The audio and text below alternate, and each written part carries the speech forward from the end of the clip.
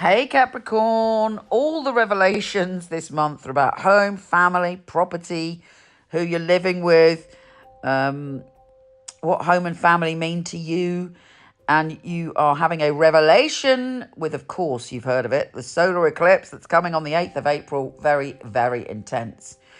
But there is, I really believe this, having looked at all the other things that are going on astrologically. I think there are so many positives, and the cosmos is really trying to say to us, look at your future, look at the possibilities, look at the magic and the happiness you can have just by making a change in that area in some way.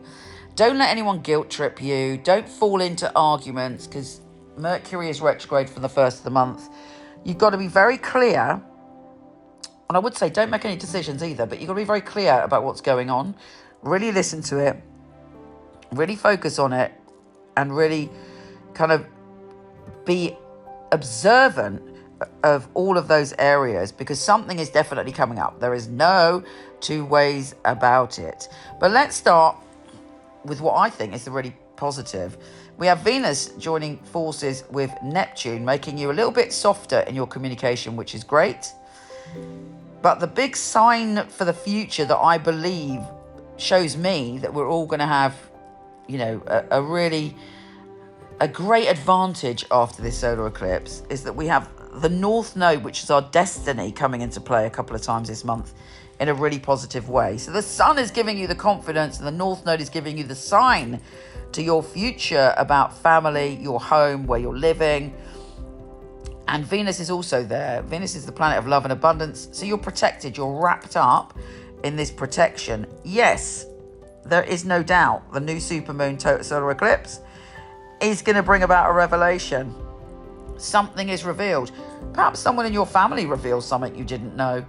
Whatever it is, it might be a bit of a shock.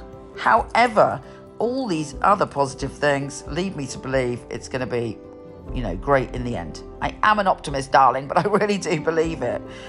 And there's so much negativity about this eclipse out there. Anyway, during the eclipse, or the Sun is joined by Chiron, the wounded healer. So if there are some childhood issues, some stuff in your past to do with home and family that maybe unconsciously has been holding you back, expect a really, really strong healing there. I mean, sometimes these things aren't pleasant at the time, but ultimately it will be gone. A weight is lifted from your shoulders. And I think as I go on looking at what's coming up, like with Venus in the North Node joining forces on the 18th, there's so much love around you during this process of change and healing, and so much positivity that you are like, opening up to the change. Now, the Sun enters Taurus on the 19th, and this is great for you because it's your time of joy, creativity, wonder, and magic. And you're like, yes, you almost feel a lot more relaxed. Bear in mind, Mercury is still retrograde until the 25th of April, so you can't necessarily sort of put out there everything you want to change, or even in your heart know what you want to change. But this great sort of sense of optimism is coming. And one of the biggest, most powerful things that's happening this month is Jupiter and Uranus joining forces in your joy and creativity sector. Some really, really good news connected to your happiness and your creativity, potentially something to do with kids as well, is happening on the 21st of April. And it is so uplifting for you that time. And so it's giving you an answer that you've been looking for.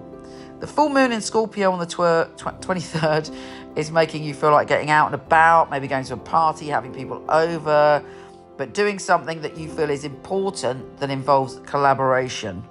Mercury goes direct on the 25th, and we end the month with Mars entering Aries, and you feeling very strong and powerful around the home and family. This month really is a revelation. I would love, after the 8th, for you to write in the comments how you experienced that eclipse. I'd be fascinated to know. It's all good intel for me in the future, so that I have pieced it all together right. But yeah, I'm quite confident. All right, take care, gorgeous, and I'll speak to you soon.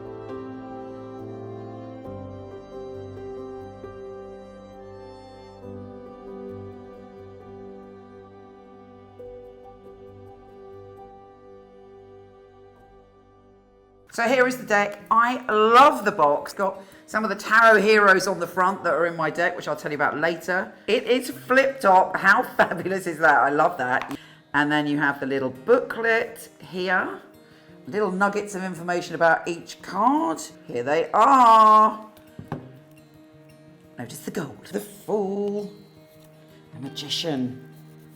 The High Priestess, which is so important because it is Pamela Coleman Smith. She was the illustrator of the original Rider-Waite. And I have 3 Lovers cards. The Chariot, Strength, the Hermit, various heroes here. This is Anna May Wong. So I've got this leaflet that comes with the pack. It gives you one line of straight to the point wisdom about it. But this is the book. And I'm so pleased with it because what I aim to do with this deck is to inspire your own psychic ability, but also to empower you and uplift you every day with the message of the card. Let's take a look inside. In it, we've got the meanings and readings. All my knowledge is in this book, all my love and all my heart. I talk to you about my journey, and I talk to you, most importantly, about how to dive in and learn the tarot really quickly, because that's the way I roll. Very easy guide. I talk to you about reversals and how to empower yourself and feel the love of the tarot. And then there's a little space where you can do your readings. And at the back, really importantly, I talk to you about all the card characters, the amazing things they did in the world to inspire us. Just to give you a taster, let's pull a card to see what we've got. Well, that is a great card. The 9 of Cups, the Wish card. The most basic interpretation of the 9 of Cups is that you're being given a massive cosmic yes. This book is my life's work. I've been doing tarot basically from when I was born. It's been a lifelong passion, and you're always learning when it comes to tarot, and I've tried to put everything I know and all the magic and how you can learn quickly. You can get them from Amazon, Barnes and Noble, and potentially order them from your local bookshop and support your local bookshop. These carry my heart and my soul, and I thank you for being on this journey. You inspired me to do it because I wanted to have an inclusive deck. So I thank you for being my inspiration.